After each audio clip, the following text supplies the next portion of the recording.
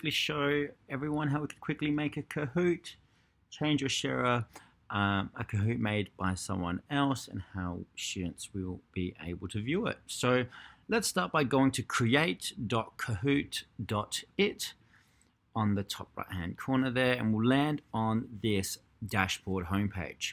So what we can do is discover and find other teachers that have probably made something similar in, let's just say, linguistics terminology. And here we might find that, all right, I really like this one in linguistics terminology. So what I'm going to do is go ahead and duplicate this into my library. Now this will go into my library here, and I'm going to press edit and go through the questions that I like or not like, and go, all right, yep, I'm pretty happy with that question. I'm pretty happy with this question. I'm pretty happy with this. I might change that a bit, but actually I don't want question 5. That doesn't apply to us. 6, it's not really that relevant. Or question 9. And you can delete those questions and just press done when you're finished. So that's ready to play. So we can play that now, press play, and what you can do is do it live while you're in the classroom. So we just press the teach button, or we can assign this to students and let them do this in their own time through a self-paced learning activity, so they can kind of test and quiz themselves. But I'm going to press this to go as a live Kahoot, and I'm going to press one-on-one device. These are individual students doing a Kahoot, not a team versus a team. But we can have that option if you'd like, if you want to have students in breakout rooms and have team-based games. But we're going to just go the classic here. And what happens now is that it would load a number, a Kahoot number. Now this Kahoot number, students will now need to log into www.kahoot.it or with the app and put that code in. So once students put that code in, so I'm going to put it in www.kahoot.it, and I'm going to go and put that game code in.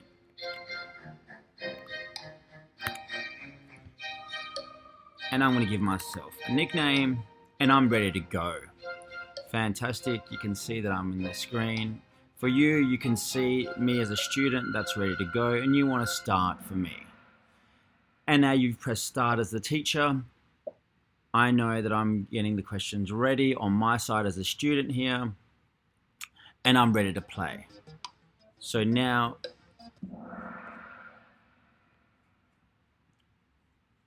you can see that I got the first answer wrong. Now you might say blah blah blah. Now there's only one student in the class right now. That's why you don't see a scoreboard. But in all, this is probably the basic version of how we can duplicate Kahoot. But I want to quickly show how you can make one from scratch. So you just go to Kahoot here on your left, back to your dashboard whenever and just press the create button on the top.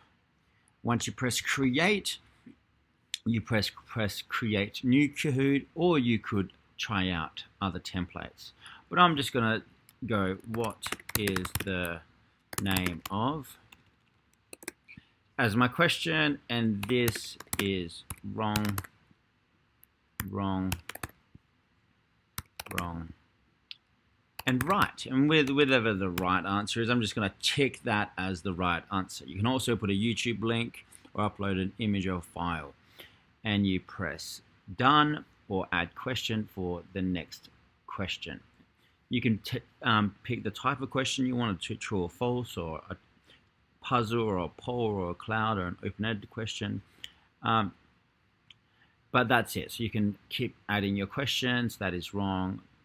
So this is another.